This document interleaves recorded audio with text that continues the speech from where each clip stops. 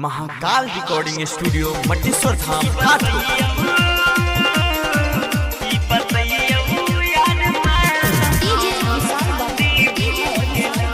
Singing by Rajesh Rangila. जकरा चाहे रिहै दिल सो उ घमंडी भ गेलै।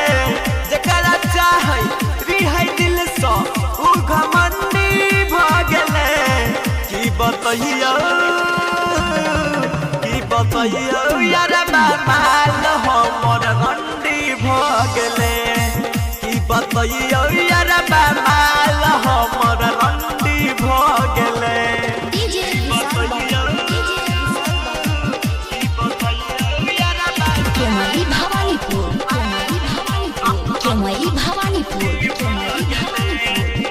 Mahakal recording studio Mateshwar Dham Kathgodam.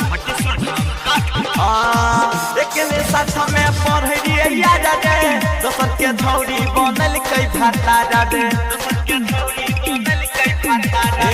एक साथ में पढ़िए याद रे दोसर के धौरी बनल कई भाता रे। हमारा प्यार के कहानी अब बंदी भ गेलै। हमारा प्यार के कहानी अब बंदी भ गेलै।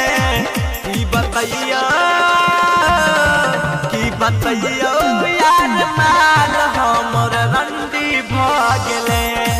की बतैयो यार माल हमर रंडी भ गेलै। Mahakal recording studio Mateshwar Dham Kathgodam.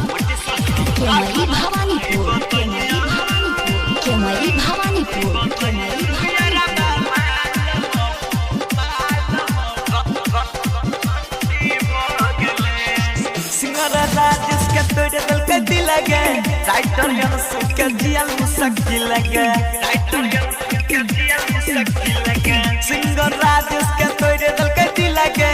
Writer Sunil के जियल मुश्किल गे। दिल खुश प्यार के याब इत बंडी भ गेलै। राजेश दिल खुश प्यार के तो अब बंडी भ गेलै। की बतैयो यार माल हमर रंडी भ गेलै। की बतैयो डिके यारवा माल हमर रंडी भ गेलै। Recording studio Mateshwar Dham Kathgodam.